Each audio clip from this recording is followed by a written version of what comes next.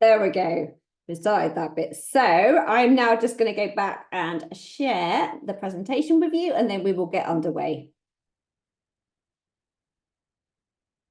So what are we going to do tonight? So I say we've got about an hour and a half, but from my point of view, there isn't a time limit. So anything that you want to know tonight, I will make sure that I answer your questions. If you're wanting to watch this back afterwards, as you'll have just heard, the recording has started. So you will all get a link after the course. I normally send it around because I'm normally brain dead after the presentation. So it'll probably be tomorrow morning. I'll send around a link. I send around two things. So I send you the video that you'll see here, and I also share the presentation as well. So if you wanted to use the presentation in any way to go on and give your own talks or anything like that, then feel free to do so. So I'll run through the presentation and say plenty of time at the end. Normally stop after just about an hour. And if there's anything I haven't covered or anything that isn't clear or anything that you want to go into in more depth, then we will cover that as well. There's also the opportunity after the event to ask me questions. So more than happy, anything on Messenger or via email. When you got the joining link, you should have got my email come out with that as well. So any questions that you want to ask as well after the event, please feel free to do so. And while I'm chatting, please, just talk to yourselves as well if you want to, if there's any information and advice that you can share. So we're going to do a number of things today, and we're going to focus here on first aid. So we're going to go through, let's skip on a little bit too far. We're going to go through the basics. So when does a hedgehog need rescue? We're going to talk through some of the things that I think would be really useful for you to have in your rescue kit so that you're ready whenever an emergency arises. We're going to go through some of the detective work that you can do at the scene when you find a sick or injured hedgehog.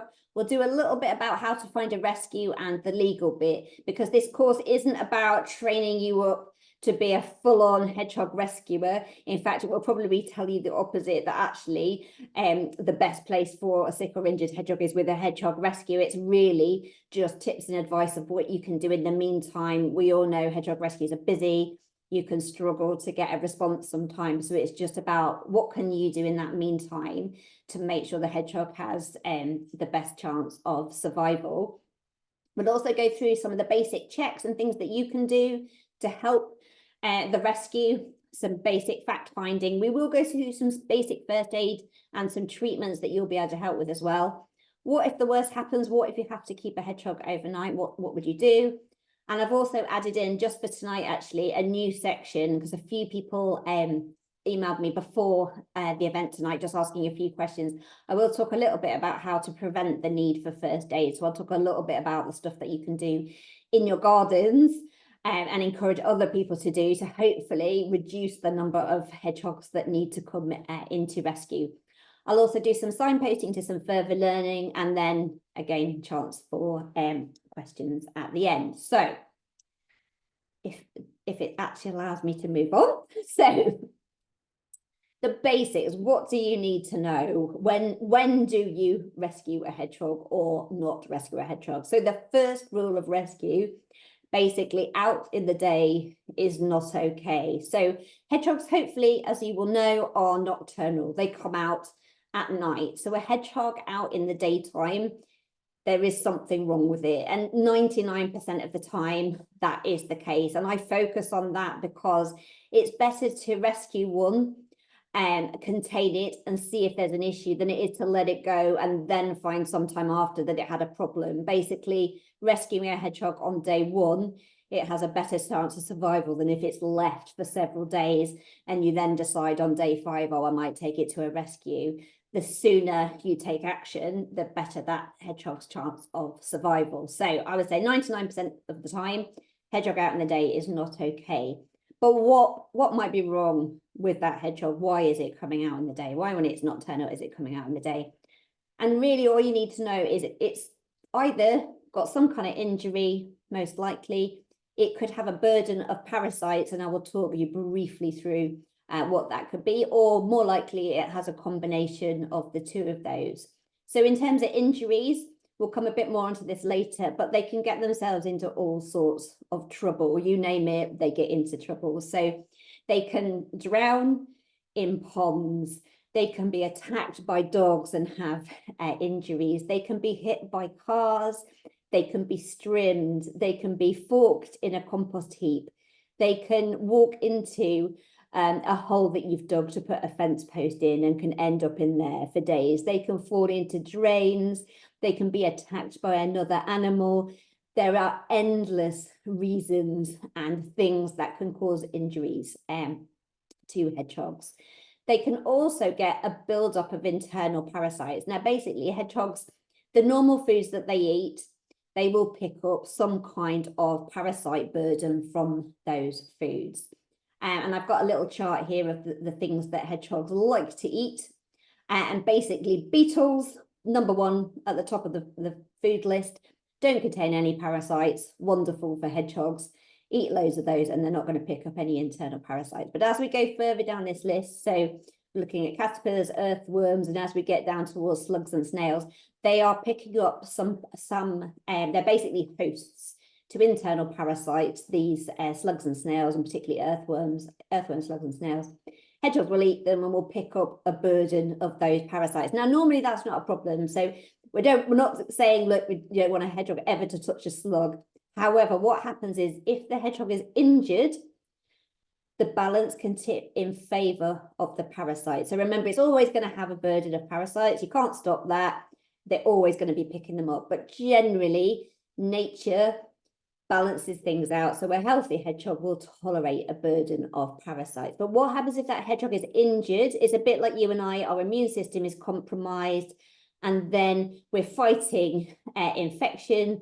That parasite burden starts to build up even more. And then you go into this cycle of decline where parasites build up, hedgehog gets sicker, hedgehog starts to decline.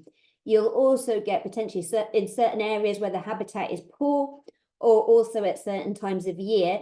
If you look at that list, so beetles, hopefully in the summer, we've got loads of beetles around. But as we get towards the autumn, beetles have gone into hiding.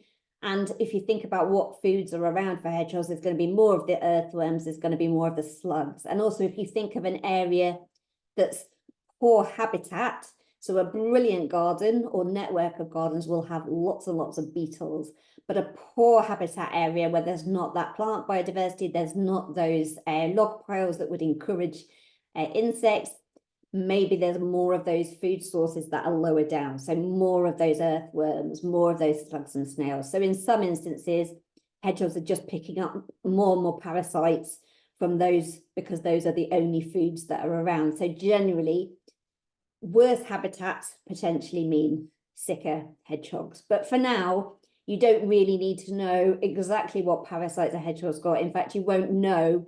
You'll just know a hedgehog is sick. You won't be able to visually tell what parasites that hedgehog has got. You might see some external parasites, so you might see ticks on a hedgehog.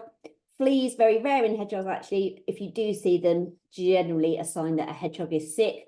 Orphaned baby hedgehogs often have fleas on them as well. So we're not going to go into detail about all of the many different parasites. It's just important to know hedgehog shouldn't be out in the day. It's likely got an injury or parasites or possibly both.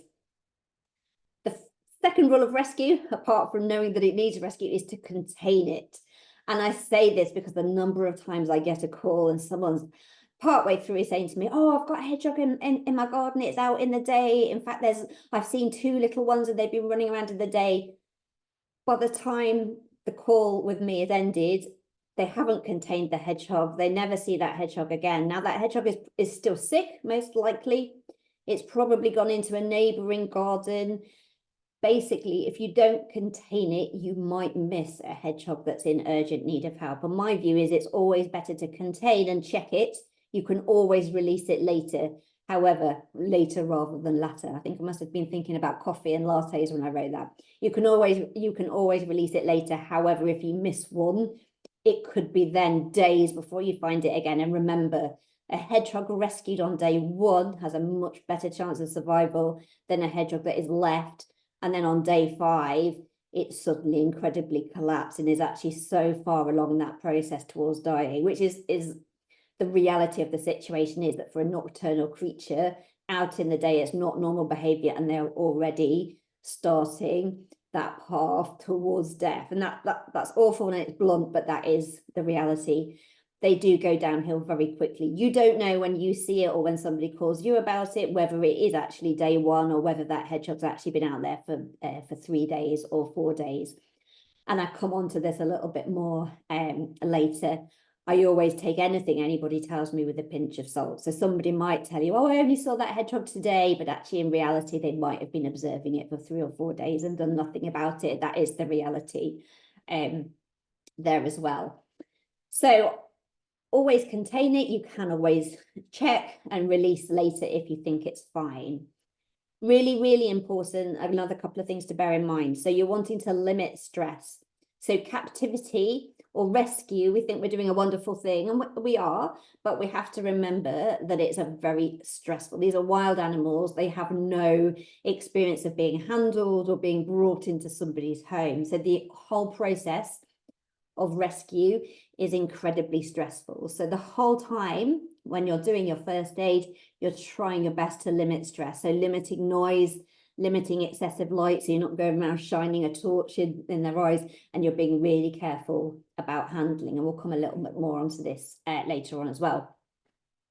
You're also needing to think about hygiene, particularly for yourself. And I don't want this to put you off rescuing any hedgehogs, but you do need to make sure that you are protected. You can pick up things from hedgehogs. They do carry bacteria, salmonella and E. coli. Their spines can contain ringworm spores. So if you're not careful, you can end up with ringworm yourself, or you could pick up bacteria. So don't be put off, but just be aware.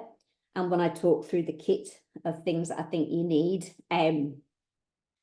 hygiene is really crucial in a number of those things. So we'll come on in a bit to what you need. What does your kit look like? How do you prepare yourself for that rescue situation? Bearing in mind that pretty much, some of you will already know this, once you find one hedgehog, or once somebody contacts you about one hedgehog, you will become that hedgehog person that everybody goes to. So having a kit is really good, because you're more likely than not will be called out to other rescue situations. So you're at the scene. You've either found a hedgehog out in the day, or somebody has messaged you and said, can you come and help? I know you're the local hedgehog expert. Can you help me at all? So what do you do? So you've contained your hedgehog, first of all. So really important, before you do anything else, you've got that hedgehog into a high-sided box, and we will come on to what that box looks like. But before you do anything else, you're doing some checks at the scene. And I like to think that you are basically like a little bit of a detective here. You're looking for any clues at the scene of the rescue, that when you get that hedgehog to the rescue centre, you're trying to give them as much information about that scene as possible that helps make their job of assessing the hedgehog and what might have happened to it a little bit quicker. So you're looking for any clues at the scene. So for example, if you find one baby hedgehog, so this is our baby hedgehog in the size comparison to our adult hedgehog. Hopefully you can see that on screen. So you found one baby out in the day. Always, always, always check for more. One baby, very unusual. Occasionally, mum does kick out a baby if there's a problem with it. Sometimes that's just the reality of nature. However, more likely is that something has happened to mum and there is a whole nest of babies. So where there's one baby, always check for more. And babies often will make a squeaking noise, a bit like a little a baby bird. And at the end of the presentation, I'll share with you some resources. There's a really good website where it actually has some of these sounds that you can listen to hear what a baby hedgehog peeping sounds like, and I encourage you to do that, as well as a whole load of other noises, things like lungworm, cough, all sorts of stuff, really, really useful if you want to go into more depth. So, but always one baby, always check for more. And that's not just on that day. It may be that one baby's crawled out of the nest, but the whole nest has been abandoned and the others crawl out over the next few days. So always where there's a baby, encourage either yourself if you found it, or the finder to keep going back and checking. So, because again, often a nest might have 5 or 6, up to 5 or 6 babies. The baby found on day 1 might have a good chance. The baby found on day 5 might have less good chance. There's more opportunity for things like flies to lay eggs or birds to peck at a baby that's been out for 5 days. So always check for more. Any details of the release location, the finder, really useful to gather. Most rescues will want to release a hedgehog back where it was found after it has undergone its rehabilitation. Particularly adults, you can compromise them and their chances of survival by relocating them to a completely different area. Now, there's still things you would want to do, like making sure that hedgehog, when it's released, has food and water and a bed provided, but generally it will go back to the area where it was found. So really important to collect those details at the scene. Anything that you can find about the behavior of the hedgehog at the time that it was found can also be really useful. And this can also give you an indication about how serious. So it's always important to get a hedgehog to a rescue as soon as possible. That will be the best place for it, regardless of anything that you can do in the interim.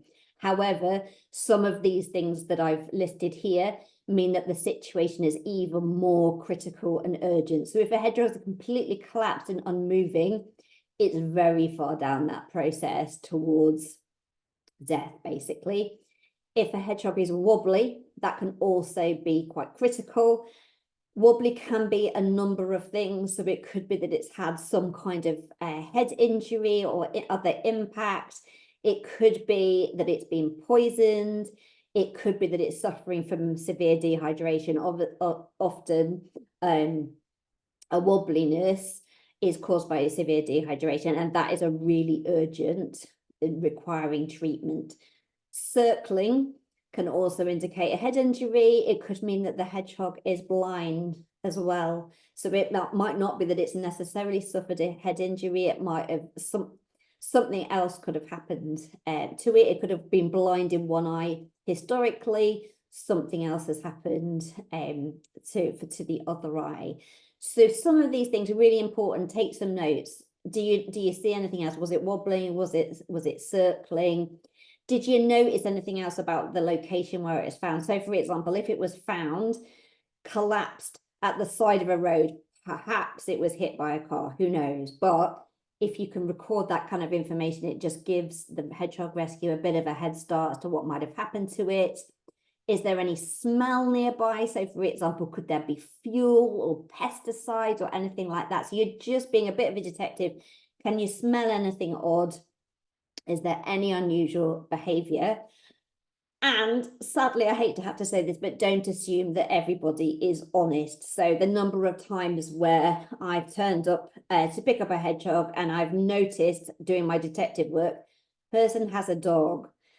Never tell you that the dog has picked up and bitten the hedgehog. They just don't tend to admit it. Some people just aren't honest.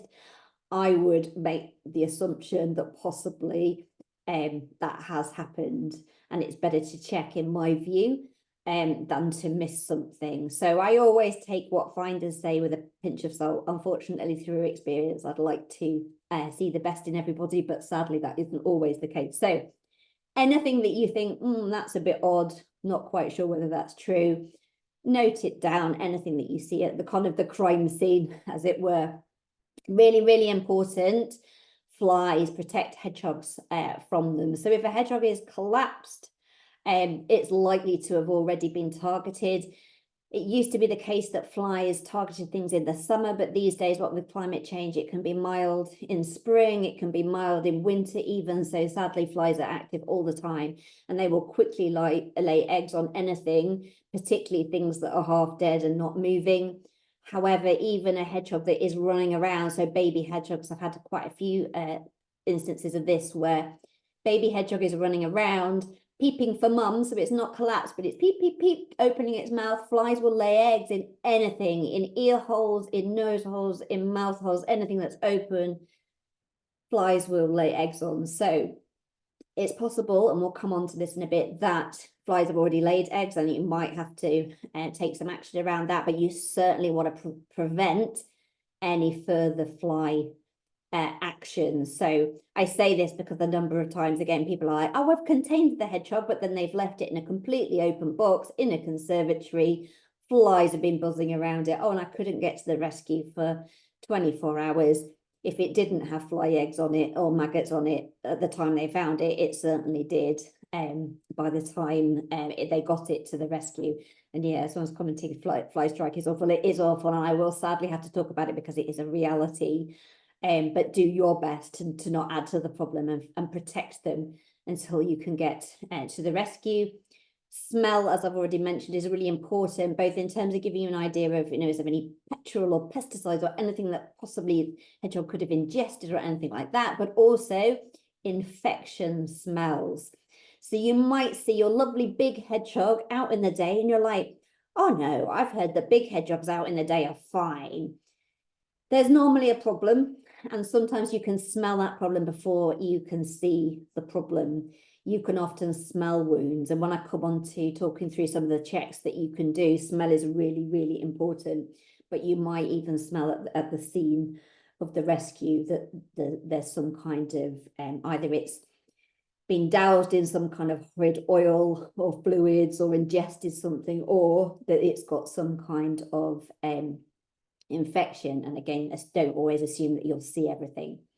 So we'll come on in a bit to our kit. I just want to actually check. I don't know, might have gone past kit. Someone says I did miss a slide. It did zoom on 2 more. So I will do rescue kit first. I was thinking I knew that there's a slide missing there. So before we come on to how to get in touch with your rescue, what does your rescue kit look like? So how are you going to contain this hedgehog? What are you going to pick it up with? So firstly, you need some kind of container with lid. And I've shown a picture here of the one that I use, which is just for a little hamster carrying cage. The reason I like it is because it's got nice and vent holes in it. It's easy to clean, it's small and compact and easy to carry, and the lid closes. But in reality, you're going to use anything that you can get your hands on. You might not, you can have all this lovely kit in your car, and actually the day when you're needed to rescue a hedgehog, you haven't got any of this, so you do have to improvise. So this is my kind of ideal kit list. Whatever that container, to keep a hedgehog in it for any length of time, it needs to be as high-sided as possible. So people, there's I think a myth that a hedgehog that's sick is completely collapsed and is unable to do anything. Actually, sometimes the opposite is true. So a hedgehog that's full of parasites, some of those parasites will make the hedgehog feel really uncomfortable.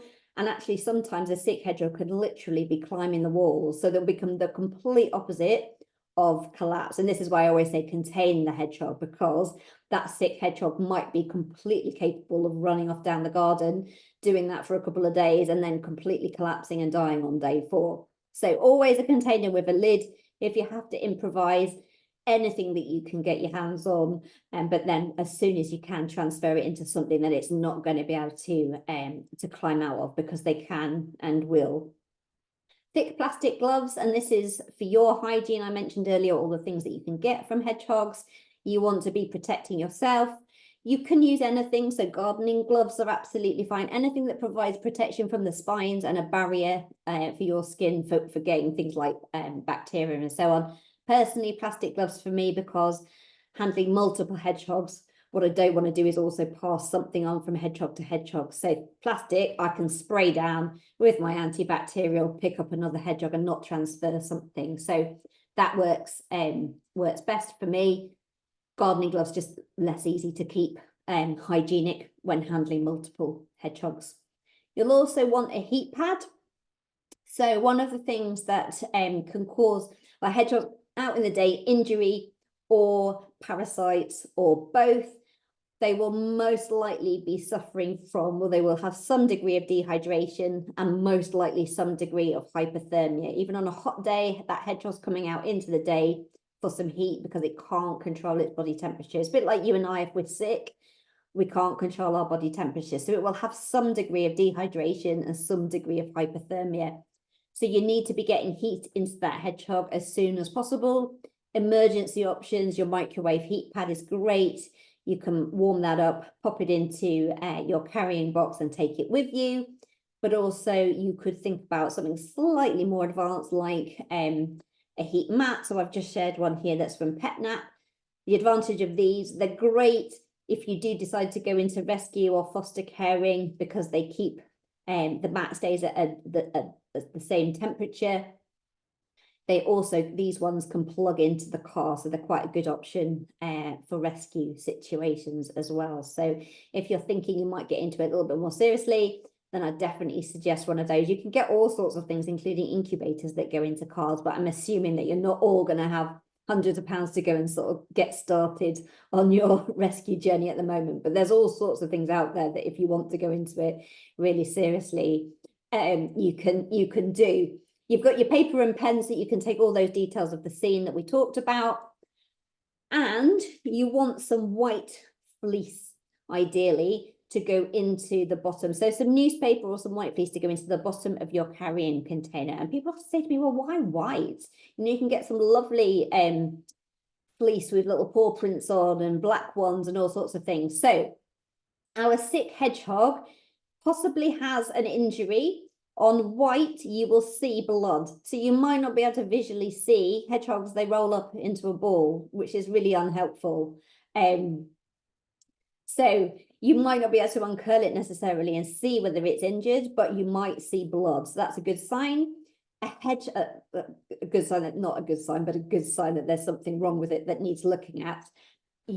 Hedgehogs are sick, so anything that irritates the gut will cause green poo. And so green poo, again, shows up on white fleece. So you're automatically thinking, oh, there's definitely something wrong with this hedgehog. It's out in the day and now I know there's something wrong with it. Unfortunately, green poo in itself is not enough to tell you exactly what's wrong. It could be anything from coccidiosis, which is a protozoan infection.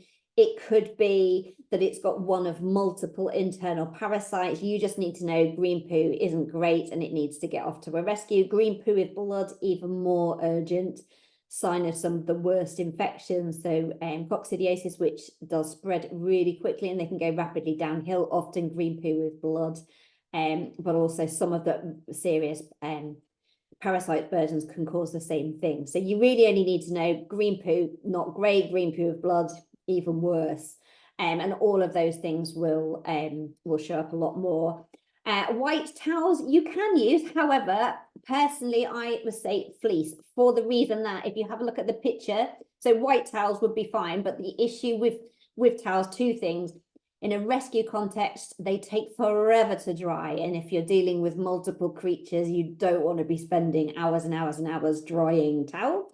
But also they tend to fray a lot more. So if you look at the picture there of a frayed towel, the risk is much greater, I've found, with toweling. So why looped ends? Why is it an issue? A hedgehog, particularly baby hedgehogs, can get trapped in those loose frayed ends and can actually get injuries caused by the rescue environment. So hedgehog in your carry case could manage to get self trapped around. And remember what I've said, a collapsed hedgehog isn't always, sometimes you will have a completely hyper climbing the walls hedgehog. It is sick, but it's perfectly able to scratch around, climb the walls, get itself tangled up in these looped ends. It's also just really good practice if you were to go into foster caring or to go into running a rescue. I have seen it. I've seen it. It's a daily check to make sure that there are no frayed ends, even on fleeces. Personally, I just go to a charity shop and I get a baby blanket. So people often give away beautiful baby blankets, wonderful, because they're only a couple of pounds in a charity shop, but they have wonderful overlocked edges, because of course people don't want this to happen to human babies either. So personally, I'd say go get a couple of lovely cream or white baby blankets. Would be really, really good to keep within this environment. But if you have what you have, if the rescue, all you've got is some paper or on some newspaper, or all you've got is your coat to wrap the hedgehog in, as long as you've got some kind of barrier between yourself, a little bit of protection from the hedgehog, that will be absolutely fine. This is just the ideal kit and what you might want to transfer that hedgehog into when you get it to a different environment. I'd also recommend some of the following things like tweezers, old toothbrushes, mascara wands, and saline pods. And when we come on to some of the basic first aid that you can do, a lot of which sadly is around fly eggs, these are all really useful things for you to have in your kit. So our saline for flushing out eyes, our tweezers and old toothbrushes and mascara wands for brushing off particularly fly eggs. that might have built up. A question just around, if you find a family of hedgehogs, can you put them all into the same box? Yes, I would keep mum and babies always together. However, I'll just be really careful about what does that family really need rescuing. It's unusual to have mum and babies all out at the same time. So suggest something hasn't happened to mum, but has she been disturbed? Has something, this is where your detective work comes into, are people doing any construction work nearby, anything else? But always mum and babies are best kept together.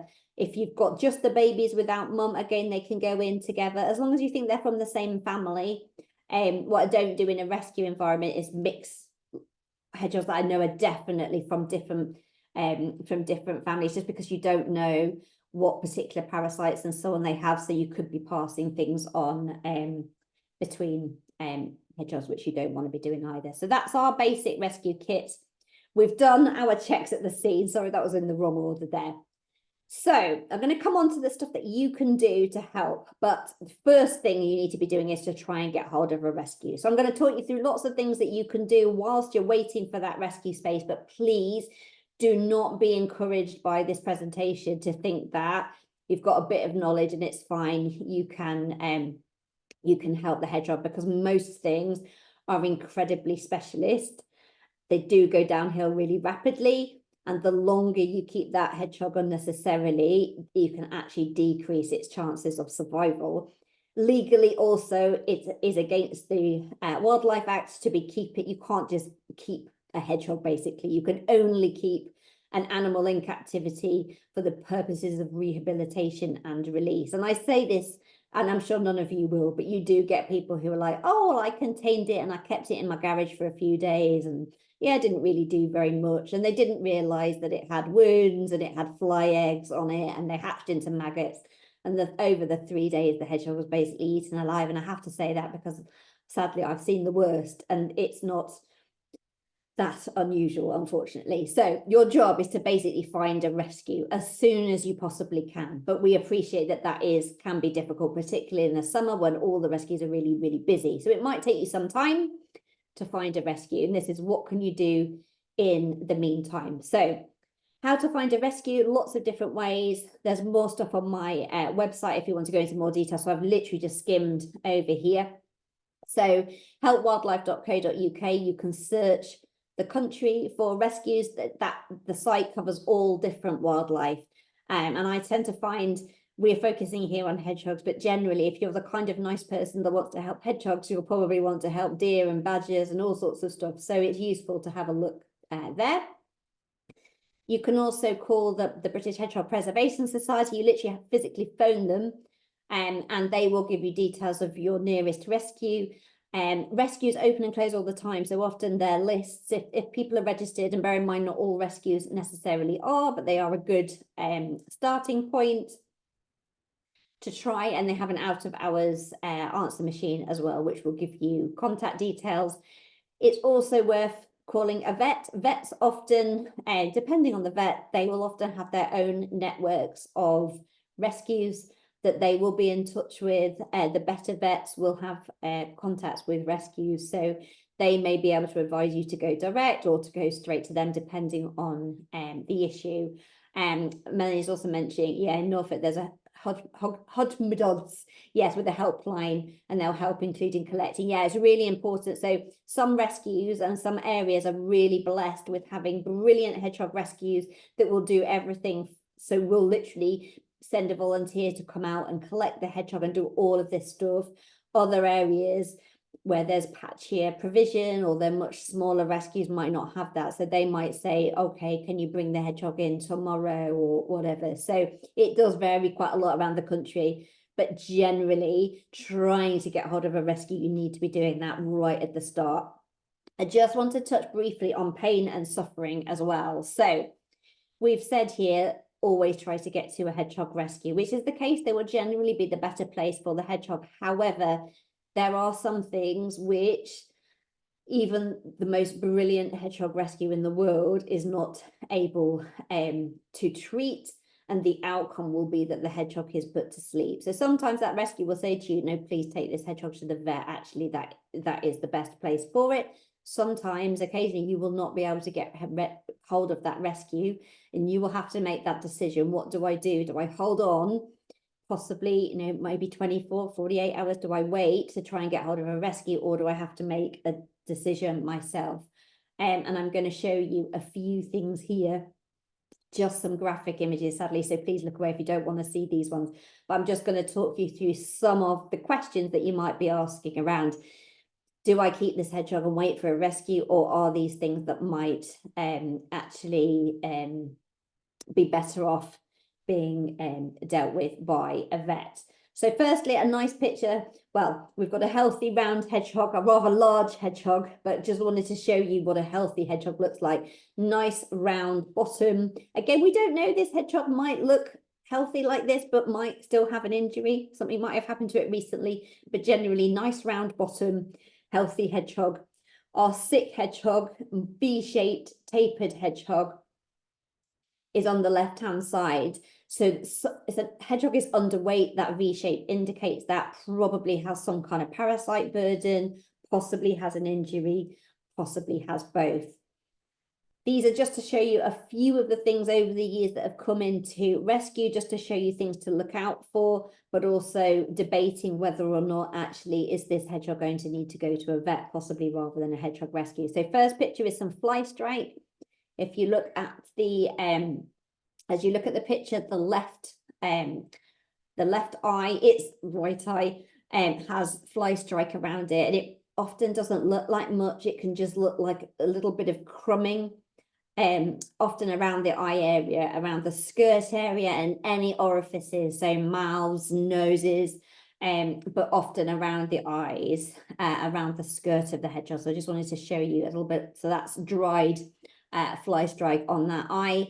And again, you're seeing tapered hedgehog, which is another sign that that hedgehog is ill. Then the middle picture, we're seeing an infected leg.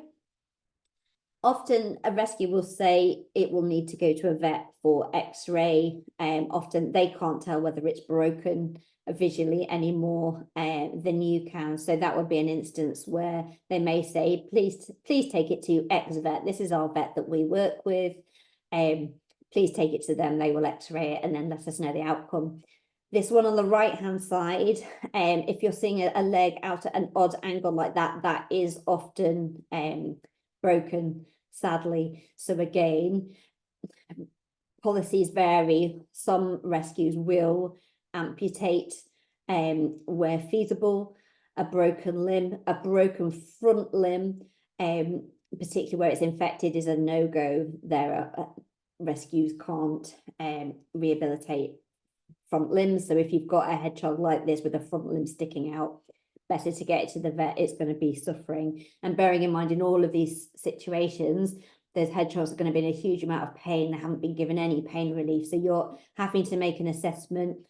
Do I keep it, wait for the rescue, or do I get it to a vet where at least it can have some pain relief, or perhaps actually for some of them, the ending of suffering might be, sadly, much as we want to save them all, the best thing for that particular hedgehog.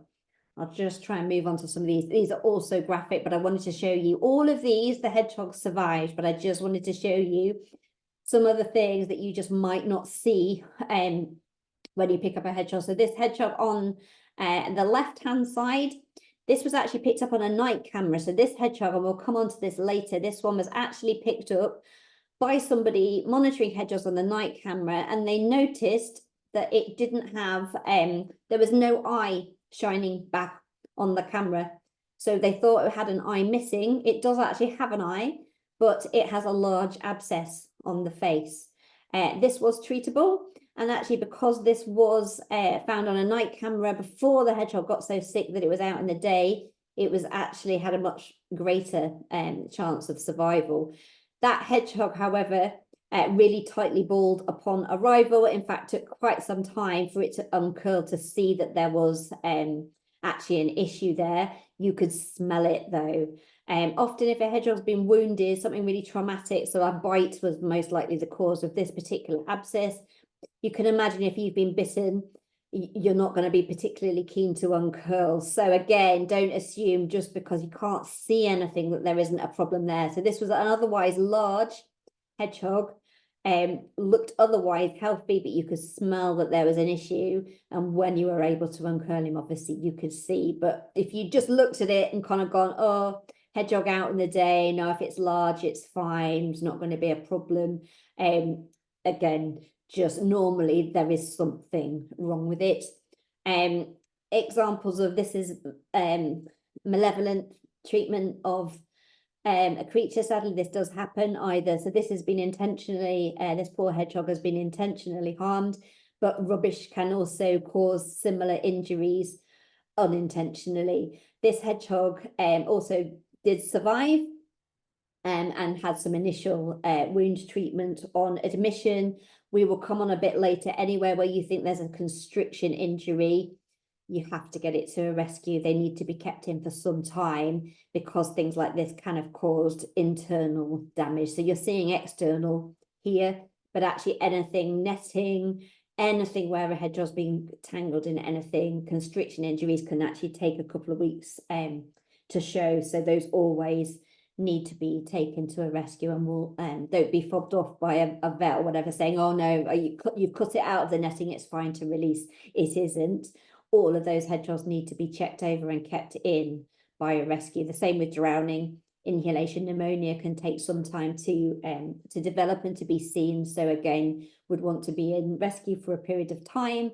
And the same with dog attacks as well. So people will often tell you, oh, my dog didn't attack that hedgehog. I always assume the opposite, but bear in mind, when dog teeth sink into a hedgehog, the wounds pretty much immediately close back over, so you don't see anything, but actually all that bacteria in that dog's mouth has gone straight, basically a lovely deep injection of bacteria into that hedgehog. Couple of weeks, that's going to be infected, that's going to lead to abscesses and they'll burst. So again, often you don't necessarily see something straight away. I've had big, lovely, healthy looking hedgehogs into rescue, and I thought, I just do not know what's wrong with you. I've kept them in. Sometimes a week, 2 weeks later, suddenly not seeing anything at all, and then suddenly an abscess explodes, and you're like, that's why you were out in the day. But you would never have seen any of that, didn't smell anything like that. It's just that infection is lurking underneath the surface, affecting the immune system, but you would not know there was an issue. Strimmer injuries, sadly, I hope none of you ever see these, and these two survived. So I just wanted to show you some of the things where you might look at and kind of go, oh, do I take it to a vet to have it put to sleep? Is there a chance of saving it? With these, the biggest risk is that flies have laid eggs in there. Often you see injuries like this, and then they're full of maggots, and the maggots have gone into the brain and so on. If they're kept clean, these two wounds fully healed, and just gives you an idea of this sort of the extent. There was a question mark over both of these as to, is it fair on the creature to take it to a rescue? Should it be put to sleep straight away? And actually, this size of wound, it was possible to save them. However, if a nose has been trimmed off, and I say that is awful, but you will see these things potentially, it's not possible to save. It can't survive without its sense of smell. So anything where if there was half the head exposed, or if two legs missing and half its head trimmed off, it's not fair. Get it to a vet. It's not going to be savable. A rescue is not going to be able to work a miracle. Get that hedgehog to a vet where it can have pain relief. And sadly, the best thing for it will be end of life. But I just wanted to show you, I hope you don't see anything like as graphic as this, but sometimes your job is to make that call, particularly if if you're in an area with fewer rescues and you're just like, what do I do? I've not heard for 24 hours. If it looks as if that hedgehog is, it's missing limbs, it's got half head missing, please don't let it suffer any further. So I've shown you the most awful things, and I've said, please get in touch with a rescue, because that hedgehog's going to go downhill very quickly. But there are some things you can do whilst you're waiting. So you've made that assessment. Look, it's important to get it to a rescue, but you don't think it's suffering to that extent. What can you do? So firstly, keep away from flies. Really important, you don't want to cause any more fly damage. Remember that every hedgehog out in the day is going to be suffering from some degree of dehydration and hypothermia. The longer it's been out in the day, and often you won't know that, but the greater the degree of dehydration and hypothermia. So we always do the following in this order. We always give warmth before we give fluids, before we give food. And I think possibly this is one of the sort of the biggest myths. Often people contact me and they're like, I've got my hedgehog contained and I've given it a great big bowl of biscuits to eat. Please don't. Giving food, particularly to a collapsed hedgehog, can actually cause the hedgehog to decline even further. It's possible if it's got a parasite burden, if it's been struggling for some time, it's pretty much been starving. And it's a bit like humans. If you've got a human that's starving, you don't suddenly go, here's burger and chips. That process has to be really slowly and carefully managed.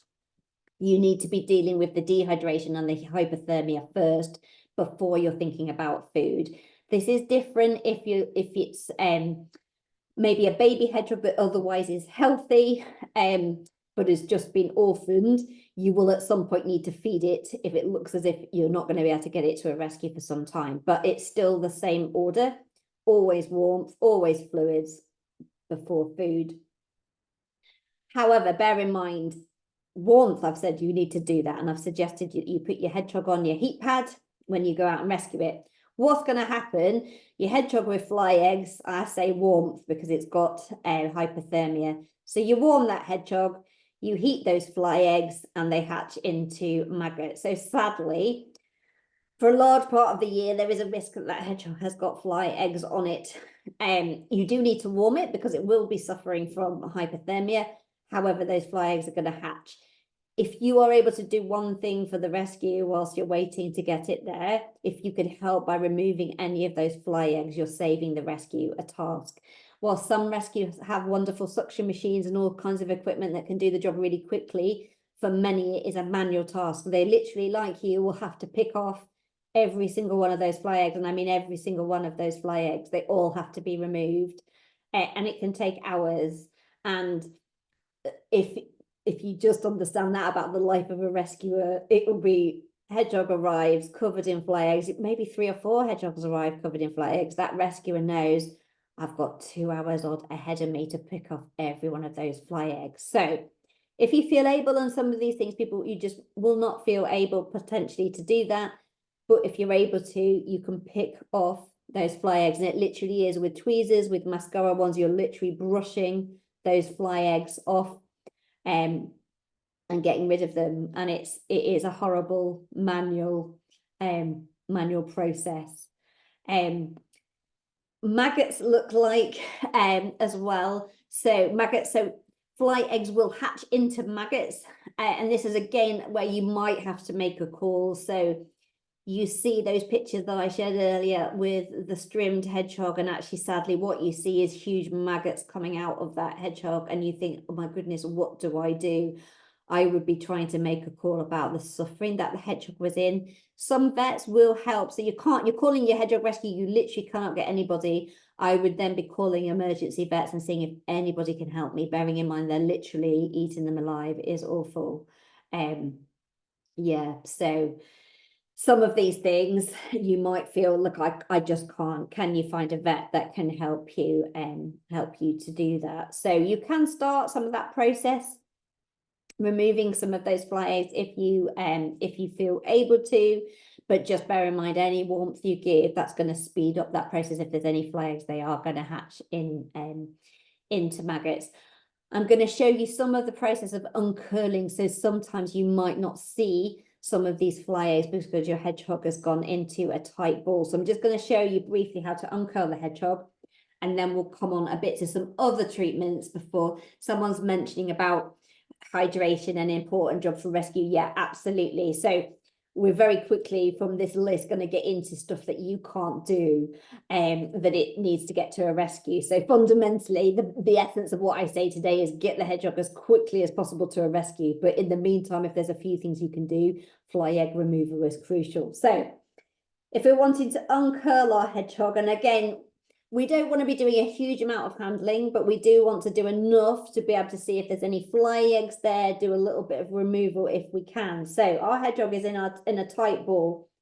Sometimes a hedgehog, as I mentioned, that's been traumatized will not uncurl for you, won't even uncurl for a really experienced rescuer. Don't stress it out and force it. Get that hedgehog as soon as you can to somebody who's more experienced and is able to help. But in general, the principle with our wonderful gloves on, we would be doing a combination of a gentle rocking, literally, and I'm not saying no, don't go crazy, it's gentle movements. Hedgehog will try and put its feet out to stabilize itself and will gradually start to uncurl. Always with gloves, you can also stroke the back of their head here. So a combination, stroke the back of the hedgehog, combination of those two can encourage them to uncurl. And at that point, you might be able to see things that you couldn't see before. So an abscess around the face, you might see that it's got half its face missing. Quick, get that hedgehog to a vet. You might find that it's got fly eggs that you can actually now remove whilst you're waiting for the hedgehog rescue. So you'll have your hedgehog that's nicely uncurled for you, and you're mainly looking again, is there anything that you can now see? So can you see a wound that you couldn't see before? Can you see an abscess? Can you see fly egg? Can you see maggots? Again, all of these things can help you assess, do you be needing to go straight to the vet? Do you need to speed up trying to get hold of a hedgehog rescue? So that's a brief bit of how to uncurl, and so you can do some basic removing with tweezers and with mascara wands and so on. You might decide, look, I just can't. It's just not for me. I can't do that. I need to get that hedgehog to someone else who can help. I think I've covered wounds, always constriction injuries, always need to be kept in for longer treatment. Dog bites always need checking, because I say the wounds close over pretty much straight after, but that infection is deep down. Ticks can be a sign of a sick hedgehog. One or two, often they will carry, but if you've got your hedgehog is covered in multiple ticks, they often target sick creatures. So again, this is another sign that your hedgehog is sick. So you might by now have several signs. Hedgehog's looking thin. When you're holding it up, you can see that your hedgehog is tapered, like in the pictures I showed earlier. You might have spotted some green poo, some blood. You might have smelt some infection. You might see ticks, which is another sign. Removing ticks is stressful. It's better done by somebody experienced. If you do it the wrong way, you can actually cause more harm than good. So generally, I would say if it's absolutely covered in ticks, it's going to be a hugely stressful removal process, especially if you don't know what you're doing. Get that hedgehog to a specialist rescue. But bear in mind, it is likely a sign that that hedgehog is pretty sick. And that's the same if you're just looking at hedgehogs in your garden. One or two ticks, not a problem. But if that hedgehog is out in the day, it needs help anyway, or if it's literally covered in ticks, there's probably some kind of underlying issue there as well. So you've done your basic checks. Some of these things you might be able to help treat, and I'll come on to some of the kind of topical medicines and so on that you can use as a kind of interim if you're wanting to help treat very basic wounds and so on. But anything more than a kind of brief scratch that you're seeing, I would definitely say no, it needs to be seen by a rescue. Somebody's mentioned about already about rehydration as well. So you've got your hedgehog here, you've warmed your hedgehog up whilst you're waiting for your rescue, you've removed some fly eggs. I've said the next stage in the process is getting fluids into that hedgehog. Now, we already again come to another challenge and limit of your knowledge and skills as a member of the public to be able to treat. So most sick hedgehogs are not going to be able to lap from a bowl of water themselves. They're going to be in some kind of collapsed state. They're going to be some kind of dehydrated state. And the quickest and best way to get fluids into that hedgehog is by subcutaneous fluids. So that's basically an injection of fluids under the skin. Now, there are laws covering that. You can't just go and do that. You can't just go and inject a hedgehog. So you pretty soon get into a realm where you've warmed your hedgehog. It needs to have fluids it's best done by a rescue or by a vet if there's absolutely no one else. And I said earlier on, a wobbly hedgehog is likely to be even more hypothermic, dehydrated, and therefore a more urgent further down that line towards demise, and therefore even more important that that hedgehog gets the warmth and fluid. Please do not try syringe feeding fluids into, and I say this because I've seen it, trying to syringe feed fluids into a half collapsed hedgehog.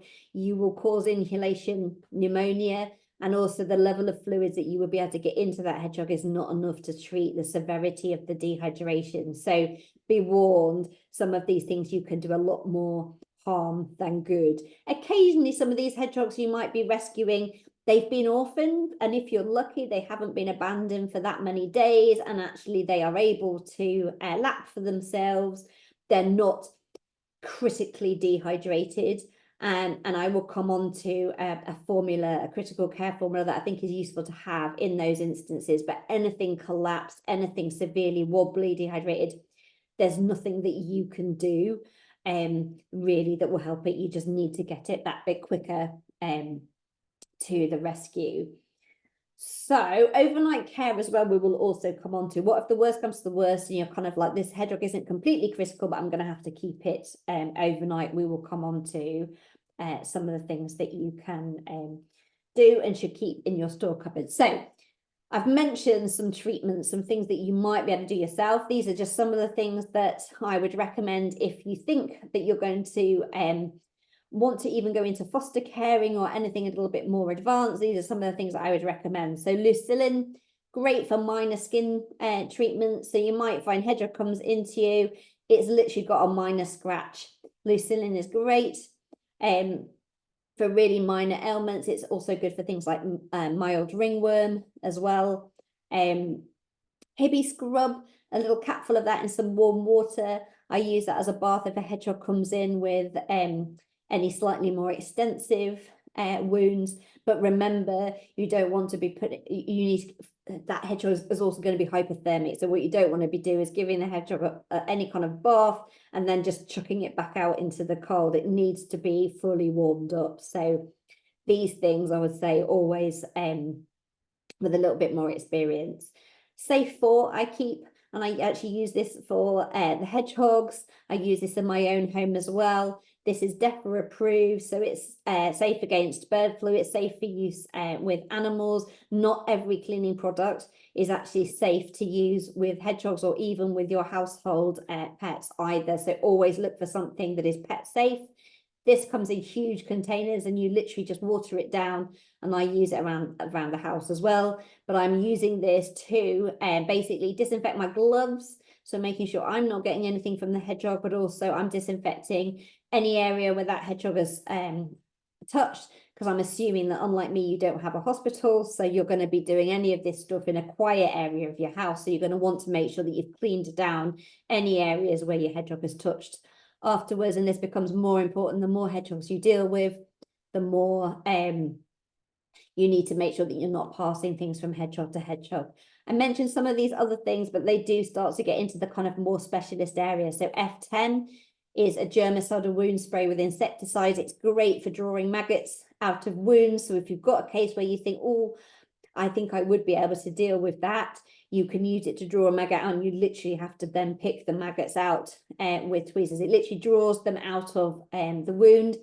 You have to be really careful with any of these things, any sprays, not to be spraying them directly into the face of a hedgehog. You don't want them to be inhaling any of these things. And the insecticide in there is pretty strong. So you're not wanting to, it's literally a pump and that's it. But if you're thinking, oh, I've done some of these basic things, I feel like I could, it's not swarming with maggots, but they're the odd one, you can use those to draw them out. But yeah, as somebody says, it is toxic. Be really, really careful of all these products on here. Say F10, brilliant for drawing maggots out of wounds, but you do not want to be using a lot of it. It's literally a pump, always away from the face of the hedgehog. Critical care formula, I keep this in stock. So if you've got a hedgehog that's not completely capped, is able to drink for itself, I add critical care formula into the water. It can help with rehydration but it's not a replacement for, it's not going to be of much help for any hedgehog that's wobbly or is so severely dehydrated that it's collapsed. They will always need to get somewhere where they can give and inject fluids. I also keep Milton. This is just for cleaning down bowls, and also if you were to have more than one hedgehog and you're having to wash some of these fleece blankets that are covered in blood or poo or whatever, it just helps to protect your own stuff as well, if you've only got one washing machine that all of these things go into. So these are some kind of starter things that if you think, oh, I've done a little bit of some of the things you've mentioned, I feel I might be able to go on to that, but just, yeah, always be really cautious. I'm always aware that giving people a little bit of knowledge can be sometimes a bad thing. You just have to be really careful, particularly with that F10. These are some of the other products that I keep just in stock, just to make sure I've got something. Again, you never know if you're asked. You might call your rescue and they make an assessment with you. So often, if you've got good rescues in your area, they may say, look, physically, we can't admit the hedgehog today, but they will talk you through the situation. They will go through many of the things that I've asked, trying to work out how critical is this? Is it an immediate, does it literally need to come in the next hour? Or can it come in tomorrow, potentially? They may then say, look, can you keep it overnight? So in those instances, I keep a number of things in. So critical care, Hill's prescription diet, critical care, keep that in. Basically wet, sloppy food, bearing in mind, you'll have done your warming, you'll have given them some critical care in the water, and this is only for hedgehogs that aren't severely collapsed. Food with as much fluid in as possible will really help to keep the hedgehog rehydrated, but also if they're poorly, often not able to a lot of stuff isn't palatable to them. An alternative Royal Canine starter mousse, and this is also great for feeding for babies that have been weaned. Babies is a whole area in itself, and I would say if you're in the situation where you found a whole nest of babies that have definitely 100% been abandoned and you can't get hold of anybody, have a look at Hedgehog Bottom's website for advice on caring for babies, because the advice you're given depends on how old they are, whether their eyes are opened, whether they've been weaned, and so on. And we could run a whole 2-hour session or more just on babies. I keep this in just in case, and for weaned babies, this is a great product, but it does depend upon the age of the hoglet. So I definitely look at the Hedgehog Bottom's website for more detail. I always keep some ceramic bowls, heavy ceramic bowls, because as I've mentioned, sick hedgehogs can sometimes climb the walls. They will knock over anything that isn't reasonably substantial. However, for a hoglet, these types of bowls are going to be a little bit too high, and you wouldn't want to have that filled with water, for example, with baby hedgehogs in, they could drown in that. So you're having to take a steer on what you're providing food and water in, from the kind of the age, and also how sick your hedgehog potentially is. So we've covered a few things. Unfortunately, probably told you that getting a hedgehog to a rescue is probably the better place for it, but there are a few things that that you can do. I wanted to give you some other things just to think about, and then I'm going to talk through some things that you could do to prevent being in this situation where you're having to help a sick or injured hedgehog. So when do you rescue? Do you ever rescue a hedgehog that's not out in the day? Because I've said 99% of the time, a hedgehog out in the day is not okay. However, the earlier some of these things are spotted, the sooner they can be treated. And this is where I think night cameras can be really useful. So I've highlighted a few things where a hedgehog was spotted on a night camera, treatment was started earlier. So basically an infection, hedgehog's bitten by something, is injured. That infection will take a couple of weeks to build up, to compromise the immune system. So it's going to be a couple of weeks before it builds up to the state that hedgehog is out in the day. If you catch it sooner than that, you can treat it before that hedgehog comes out in the day. So before its immune system has really been compromised.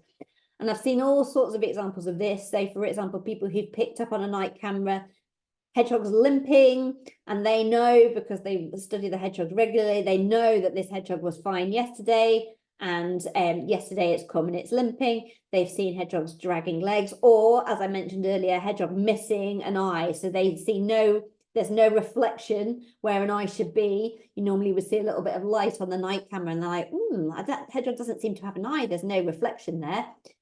These things can merit some further investigation if you think you're in a position to go and work out which hedgehog it is. So it can take some patience.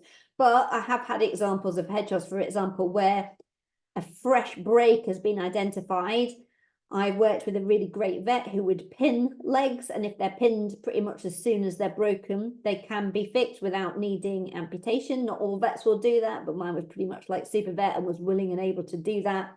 So sometimes night camera can identify things. Now, I don't want you to all go around starting to go down and pick up every hedgehog in your garden, because we know generally we want to leave our hedgehogs undisturbed. But I'm just saying night cameras can be really good for picking up things that are untoward and do need some investigation. That said, I've mentioned green poo, and I've mentioned green poo with blood, and I'm often asked, oh, I'm seeing green poo in my hedgehog feeding station. What do I do? Do I treat all my hedgehogs for parasites? No, sadly, every hedgehog picks up parasites from its food. You would never get the dose right, even if it was the right thing to do to be treating them. All you can do in those situations is to keep an eye out for a hedgehog out in the day, to keep providing food and water so that they've got the best chance of a decent diet, but keeping an eye out for them. You will hardly ever be able to tell which hedgehog it was that left the green poo. You just need to be looking for hedgehogs out in the day, or if you can spot any of these things, dragging legs, limping, hedgehog covered in ticks, you will see, you might see the odd one, but you might also pick up a hedgehog that's absolutely covered in ticks on your night camera. Really important this time of year. So hedgehogs, if they were sick before they hibernated, but have somehow managed to survive hibernation, they will be sick. So they don't miraculously recover. They will wake up sick. So this period that we're just going into, in some areas, hedgehogs haven't hibernated. In some areas they have, and some are waking up. In some areas, they're still sleeping. It's so hard these days with climate change, and also with you guys being all over the country. Climate is different in all of the different areas. So I wish I could say to you, hedgehogs will be waking up in April and they will go to sleep in October, but it's just not the case. It will be different wherever you are.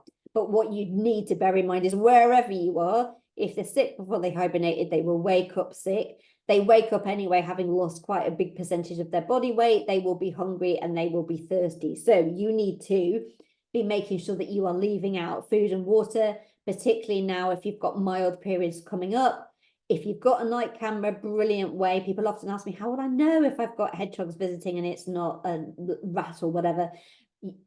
Night camera, they're not particularly expensive these days. It's the best way to tell whether your hedgehogs have woken up in your area, or chat to your neighbours, chat to friends, look on Facebook for sightings and so on. But you want to be leaving food and water out. And as always, keeping an eye out for any hedgehogs that are out in the day. So food and water pretty much year round. So say some areas stay mild. The odd crazy hedgehog will come out sometimes even in snow and so on. Hibernation isn't always continuous. So I'm pretty much leaving out certainly water all year round, and food. And I always provide a dry biscuit. Generally, I do that rather than wet food, mainly because wet food just goes off that much quicker. So in my garden, I'm leaving out a dried food pretty much most of the year, unless on the night camera, I'm sure that it's just mice visiting and there's no hedgehogs.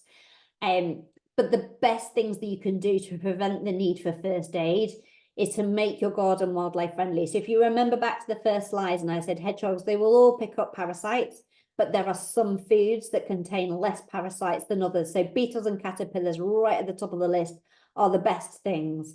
So anything you can do to plant for insects, so particularly for beetles and caterpillars, so good variety of plants, rotting log piles, compost piles, lots of plants that you're happy for butterflies to lay eggs on. These are all really, really crucial to make sure that we've got natural foods for hedgehogs. Supplementary foods as well is important, but hopefully all these things are creating better habitats in the long term. And be really aware of garden dangers. So I said parasites, but also injuries, and injuries will cause parasites to build up. Be really, really aware of the garden danger. So I've shown you some of the pictures and so on of things that can cause danger to hedgehogs. Netting of any form, so pea netting that you put over your strawberries, but also if you've got kids, football nets. Often, again, this happens end of the season. You kind of let the goal fall over. It's got netting in there. Hedgehog, if it's there, it will get itself tangled in it. Any kind of netting, any kind of rubbish. So if you're leaving out bags of, you've maybe been collecting up leaves and you've left the bag half over and you've not gone back to pick it up, hedgehog's gone in there, built a nest in there. In spring, you suddenly think, oh God, I've left those bags of leaves out all over winter. I'll tie them up now and I'll take them to the tip. I have had calls from people where they have literally got to the tip. They are about to chuck their bag of green waste in, and there are hedgehogs in there, and they have no idea how long they've been in there. Have they been in there starving and dehydrated for several days because they tied it up a few days ago? It happens. Ponds with no escape routes are a sure opportunity for hedgehogs to drown. If you're digging any kind of hole, hopefully you're not putting fences in because you're building lovely, you're planting hedges. But if you are putting a fence in, you'll obviously have put your hedgehog gap in it, but the fence hole that you build and then you suddenly think, oh, I haven't got time to put my fence up, I'll leave it for a few days. If you've dug a hole in your garden, hedgehog will fall in it. If you've got a drain that's not uncovered, a hedgehog will fall in it. If you've got a dog or your neighbor has a dog, potential for dog picking up hedgehog. Again, blood on the dog doesn't necessarily mean that the dog has ended up worse off. It's quite likely that the hedgehog is injured and you just will not see those. Pesticides and herbicides. If you've got them in your shed and you've left your shed on open at any point, hedgehog can get into your shed. Hedgehog can come into contact with pesticides, with herbicides. They can also be poisoned from anything that you're spraying onto anything in the garden as well. Also be really careful. Sometimes accidents can be caused accidental disturbance. So we're coming into spring and you'll suddenly be like, oh, I really want to completely revamp my garden. I'm going to remove those old sheds. I'm going to lift up that old decking. And that's exactly where hedgehogs have been hibernating. If you don't check first, you can cause severe injury to hedgehogs by just not knowing they're there and putting something through them. Compost heaps, I had that here also. Always check manually. So I have a hedgehog that's hibernating in a compost heap. Luckily, I know what to do, and I always go through my compost heaps manually. I never start forking them or anything like that. I'm always literally going through by hand. Injuries caused by forks being put into hedgehogs. Basically, anything that you do that's too tidy can cause injury. And I cover this also because somebody asked about when to clean a nest box. I think just because of the time of year that we're in as well, and also wanting to avoid the risk of accidentally disturbing a family and so on. Generally, hedgehogs are pretty tidy and they will clean out their own houses. So don't be overly worried that like you're not sort of spring cleaning and so on. If you leave out some nest material, and at the moment, the lead runner for the material to put in your boxes is dust extracted barley straw. Hay is at the moment, because of the horrid wet weather we're having all over the country, tending to go incredibly mouldy. Even dust extracted hay. Straw, a lot of people think is too sharp for eyes and so on, but dust extracted barley straw seems to be winning in terms of not going too mouldy and being a really good product year round. So if you put some of that underneath something, so like a board up against a wall or similar, put some of that underneath it. Hedgehogs will clean out their own housing, so don't be too worried about it. But if you are going to clean a nest box, you need to be really sure that there's not an inhabitant in there. You don't want to keep going in, lifting up and finding, if mum is in there with babies, she may abandon them. So you can do something. So if you've got a night camera, again, surefire way, train that on your nest box. Check that and make sure that you know that a hedgehog isn't coming in and out of there. Generally, we say sort of April into May time used to be the time when it's kind of, well, it's post hibernation, but it's before nesting. But sadly, these days, climate change is making it, as I say, virtually impossible to kind of give you a like, yeah, do this in April, because it will be different all around the country and so on. So I would say don't clean the box unless you're absolutely sure that there's nothing in it. If there's nothing in it, and there's possibly been nothing in it for a while, it's probably in the wrong location. So it's a great time to move it. But I wouldn't be too worried about the cleaning process. Leave some material nearby. Make sure that there's plenty of long grass nearby. Hedgehogs will go and take mouthfuls and add to their own nest. So I wouldn't be overly worried about it. But yeah, always try and make sure that you're not disturbing. Accidental disturbance, you don't want to be disturbing, certainly not mum and babies. And they nest pretty much all through the year now. So this will start in the spring. Many will have second, sometimes even third litters right the way up until autumn. So that's a huge, long period of time. If you're in doubt, put out another box. The more the merrier. The more boxes in great locations, the better for the hedgehog population generally. If they're not used by a hedgehog, they might be used by a bumblebee or some other creature in need. So generally, I say, if you're in doubt, put out another box. Put out some just extracted barley straw nearby, and that will be good. I wanted to signpost before, we've got plenty of time for questions, but just wanted to signpost for a few things. So if you're interested in going further, I've probably just shown you that a lot of the stuff you need to have more knowledge to be able to be able to take it a lot further. So I do a foster care course if you're interested in kind of working with a rescue to foster hedgehogs. I definitely recommend that course. Again, it won't teach you everything, and no course, in over a decade of rescue, it's always a learning process. You need to be refreshing your knowledge all the time, but it will give you a good idea of what's involved and some tips and some things to look out for. I definitely recommend Vale course. So Vale Wildlife Rescue, the recognised course, if you wanted to know about hedgehogs and the important things that I've talked about. So things like being able to give fluids, they will teach you that. And they also do a microscopy course, and I said about the parasites and said, look, apart from knowing that green poo is likely to be some kind of gut irritant or some kind of parasite, you will not know which one unless you learn to use a microscope and have a look. So if you wanted to go further, I would definitely look at their courses. Hedgehog Bottom website, I think personally is brilliant.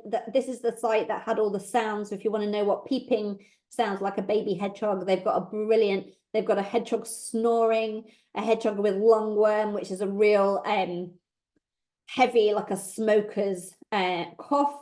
And again, in combination with all the things that I've talked to you earlier, a really deep cough can be a sign of a problem, especially a hedgehog out in the day, possibly green poo, all the other things, but with a really deep cough can indicate a parasite infection as well. You can also learn some things from a vet. I would say vet knowledge varies. There are some brilliant vets and there are some really wildlife friendly vets, but there are also some that don't have a huge amount of wildlife training. Generally, if you ask a rescue during a quiet time, what are the vets that they recommend? So I have, for example, a list on my website of the local vets that I would recommend, that if it's an emergency situation, I would trust these particular vets to do their best for a hedgehog rather than some others, but that obviously also changes over time. But you can learn, if you're wanting to get into the serious side, things like injections, for example, that can also be a good place to start. And many also have their own connections with rescues, so they are a good, if you literally can't find a rescue anywhere else, sometimes they know of the one obscure person that exists, but you can't track down their details. So don't rule them out completely. They can be really, really useful. I think that's the main bits that I wanted to cover, and I think I've covered the questions from the people who couldn't attend that are hopefully watching back. This is my email address, so please, if you're watching this back and you haven't had the chance to ask questions, please use this to ask me questions, but also Messenger as well. So I'm sure there's things that I haven't answered. I'm just going to have a look through the meeting chat because I've tried to answer things as I go along, but I will just go through. If I've missed your question, please ask again. And it's great to see that there's quite a lot of rescues on here as well. I really hope that I've done a good job. I'm always slightly nervous of this course because, as I say, what you don't want to do is give people too much information, and I really don't want you all to go away and think, oh, I've done my 2-hour course, so I'm now able to deal with all of these issues. I'm hoping that you'll have great respect for your local rescue, realise what a specialist thing it is, but you will know a little bit more about the do's and don'ts. And I'd be surprised how many people don't know, literally they don't think to contain, or they think that a shoebox is fine and then find that the hedgehog's crawled out of the shoebox, or they think if a hedgehog's active but it's out in the day, it's okay. Because I say honestly, it's not always the case. Most rescues would say check that, and we'll see, we can always release. So I'm just going to go through, I'm going to keep it muted as well, because I know we've had some issues with otherwise sound interference and so on. So much as I would love to say hello in person, it's easier to run through here. So my next foster care course, I've just finished the last one, February. If people want a foster care course, if there's demand, I will run another. So if that's something you're interested in, again, drop me a line and I'll look at running another one. A few people are asking about hamster carrier to keep it in overnight. I would say keep it in something slightly bigger, because you would want to be able to provide, so if you're keeping it overnight, you can't starve it. So you would be wanting to give some of the critical care or the sloppier wet food that I talked about. You'd also want to have a bowl of water with some critical care. If you keep it in the hamster cage size thing, it will literally be sleeping in its food and so on. So the best thing I found, and this probably depends on what area you're in, the council, certainly in Europe, we used to have brilliant plastic, really high-sided recycling boxes. They were so high-sided that the hedgehog could not, there's no way ever it's going to climb out. They had a lid on it that you could kind of have sort of slightly off so that there's plenty of air circulating. With a liner, you could put in a newspaper liner, you could fit in a heat pad in there, or a really useful storage box. One of those really useful big tubs is a good size. It doesn't have to be huge, but what you don't want to do is have bedding getting wet in the water bowl, which would then mean that the hedgehog could potentially get cold because they're getting wet bedding and so on. So you need enough space really for a bit of heat, and to keep the food and water separate. So constriction injuries.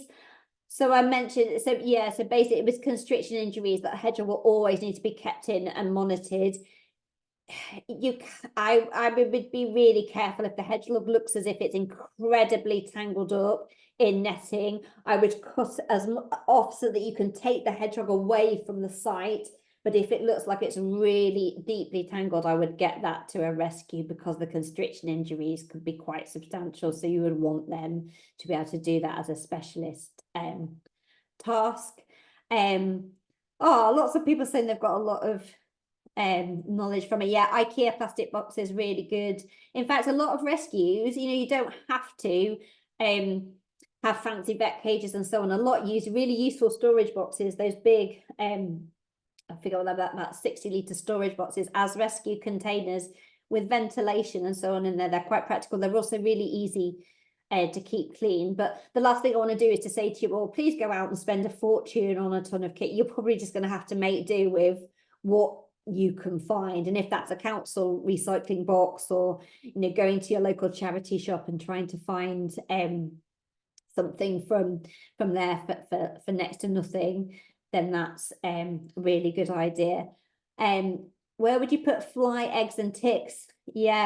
Alcohol, drowning and alcohol. Just be really careful of Dettol, because I think that I've seen somewhere in the old days drown them in Dettol, but Dettol, the original, the brown horrible stuff, really toxic to pets as well as to hedgehogs and so on. So it will kill everything, but you just need to be really careful in using that, because it is highly poisonous to them. So I don't, but some not vodka. But any hot water, flush them away, or an alcohol, or any of the pet safe disinfectant cleaners will do really good. But yeah, it's really important that you look always pet safe. Really, really important. Oh, and people sharing night cameras, that's a whole topic in itself, definitely. But hugely, if you don't have one, I really recommend them, because you will, once you start rescuing one hedgehog, you will rescue no end of them. You will get really into it, and you will want to monitor them in your garden. And really, for so many things, it's the only way of knowing. It's the only way I know if they're visiting. It's the only way of knowing if they've stopped and they've gone into hibernation.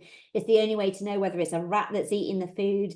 And you can pick up so many ailments. I'd probably say at one point, probably 20% of the hedgehogs I was treating were hedgehogs that had come in before the point that the infection had built up. And personally, more than happy to do that, because it was much easier to treat. There would have been ones that would have come in another 3 or 4 weeks later and would have been for months to treat their issues. So I think the sooner you can do that, the better. So I'll give a couple of minutes just in case anyone else has any other questions. Otherwise, honestly, please feel free to message me if there's something that I've said that you haven't understood, or if there's something that you said you think, actually, that's wrong. So I'm always keen to learn and develop these as well. It was new tonight to add that bit of section around what you can do to prevent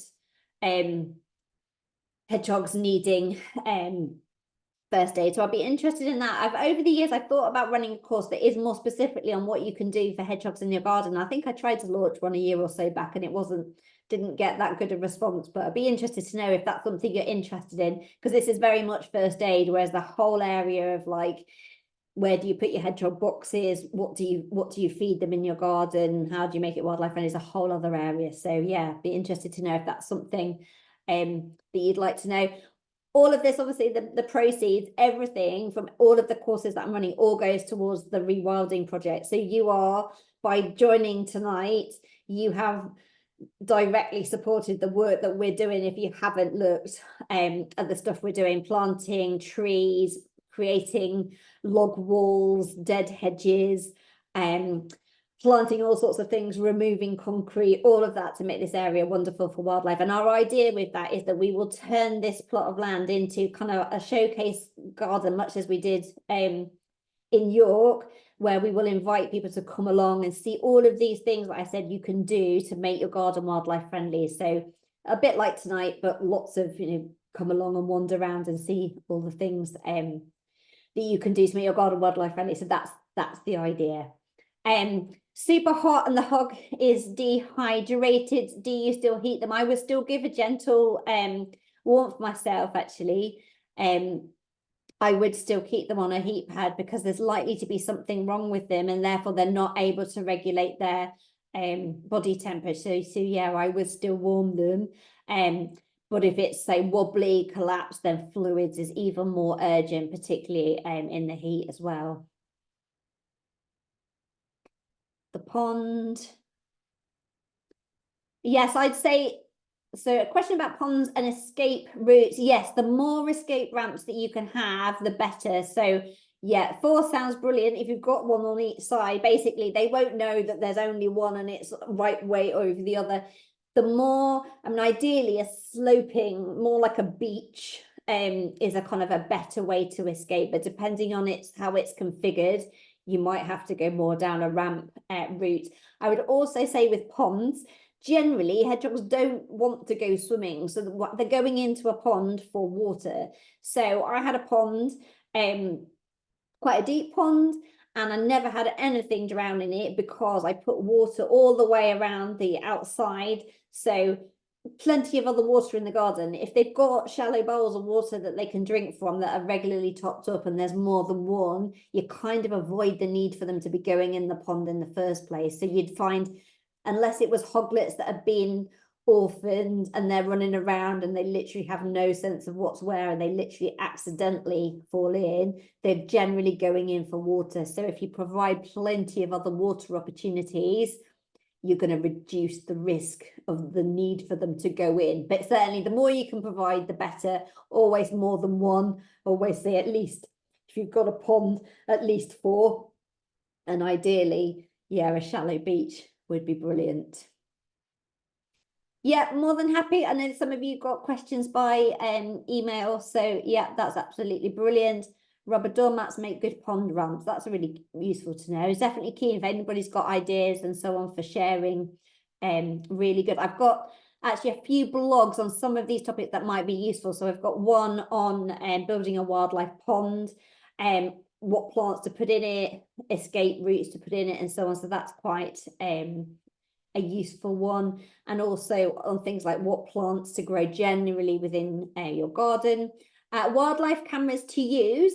My personal opinion on wildlife cameras is don't use a wildlife camera, use a security camera, because they do a very similar thing. A lot of the wildlife cameras, so I used to have a wildlife camera with an SD card that I then, a tiny micro SD card that I then lost so many times. I just found it frustrating. I now have it's a brand, but it's Amazon Blink, so it's a home security camera that I can basically view from my phone. I've got the same for a bird box, so you don't even have to be going and faffing around with SD cards. You literally can download the footage to your app. I'm not saying Amazon is the best. There's loads of other security systems, but I'd say have a look at those, because they can often, if you're wanting to be able to share footage and download it and not having to be faffing around with SD cards, I'd say they're a really good opportunity. Is it okay if hedgehogs coming out of are a little bit less round? Yes, they will have lost quite a significant percentage of their body weight during hibernation. So yeah, they will come out thinner than they went in. So even more important that you're putting food and water out. But yeah, it's just a really critical time to be looking for any that are out in the day. Say if they were struggling before, they will come out from hibernation struggling. So it's just a really to be more vigilant than ever, really. But yeah, you rarely see them come out like rugby balls. I wish we did. But if they haven't hibernated, and this is the weird thing with climate change, you know, like we are seeing areas where they don't hibernate at all, and in some of those areas they could have, if you're leaving out food, they could have been chomping all over winter. That said, I've not heard that many stories about ones in the wild that are becoming a beast from overfeeding during winter. However, you do hear stories of, sadly, ones going through rescues or foster carers that do end up being a beast from overfeeding over winter. And that's one of the things that we do pick up actually on the foster care course. We go into quite a lot of the kind of the do's and don'ts when you're caring for hedgehogs over any period of time. When you're kind of thinking, let's get them up to weight for hibernation, let's get them to good weight, it can be really easy to let that go a little bit too far and then have to spend months and months of them going on a diet. So that other course that I run goes into some of those things. What should you look out for? What should you not do? So yeah, great that people are sharing some camera tips and advice as well. Every so often I do a post on my page about on Facebook about cameras, so if that's helpful, and then people all sorts of suggestions, because obviously I've only ever tried the ones that I've tried, so there may be others out there, but yeah, my personal experience of the ones with SD cards has not been great, but they're possibly cheaper. So if that's, you know, as we all have budgets, and you can sometimes pick them up secondhand as well. So if you've only got £10, then it would be worth doing. I'd say if you do an SD memory card one, I'd just say don't go for the micro SD ones, because they're literally minuscule. And I kind of think, well, I do creative stuff, so I'm reasonably dexterous, but these little cards, they are so, you're just going to lose it. So go for one of the slightly bigger ones. SD card, yes, not a micro impressed.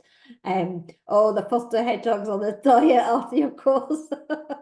Yes, sadly, is one of the most one of the most common things. Yeah, food and fresh water. But yeah, I'd love to see your stories of hedgehogs coming out after hibernation, but also stories of ones that you've rescued. I say, hopefully you'll all go away with a bit more knowledge about what you can do, what you can't do, and hopefully if anybody's inspired to go further and to foster care, or to even set up a rescue, or at least to make your garden wildlife friendly, and then tell everybody you know how to make your garden wildlife friendly, then that's a really important thing to do. So brilliant. So thank you, everybody. And yeah, I'll look forward. I'm sure there'll be some emails and so on. So really good. Sorry, I haven't been able to let you all talk, but yeah, my experience of having done this the once before is then it ended up with like no one could hear anybody because all the audio went crazy, and then there was someone's dog barking in the background. It all went a bit nuts. So hopefully we've had some nice text chat, and I'll look forward to any other questions. So thank you. We've not gone too far over time. Tomorrow, I imagine it will be when I send around. So I send around a link. So to your email, it will be a link to a WeTransfer download because the file is huge. So I can't send it as an attachment. So have a look for it. The WeTransfer normally expires after 7 days. So you need to be on it and download it. So I'll send you for this video and the presentation. But yeah, honestly, anything you can take from this, pictures or whatever, I'm not precious about it. I'd love you to be using stuff to raise awareness for hedgehogs. So please feel free to take the presentation, to amend bits and take stuff out that you can use, as long as it's for the purpose of helping wildlife. Yeah, more than happy for you to use anything. And I might have other bits of stuff that would be useful. So yeah, drop me a line if there's anything else you think might be useful. And thank you for supporting our wildlife project here as well. And I will now go and lie down in a dark room and have a cup of tea and think, how do I manage to talk for that long? Oh, really good comments. Thank you. But seriously, any feedback, good, bad, ugly, like happy for all of that. I would just want to make the presentations as good as possible. I will probably run another one of these courses, probably not now until summer maybe, and maybe we'll do a little bit more of a focus on baby hedgehogs then as well. So that would be my next one. So thank you, and hope you've enjoyed meeting everybody else as well, and I will try and stop and go and have my cup of tea. Good night everyone for now.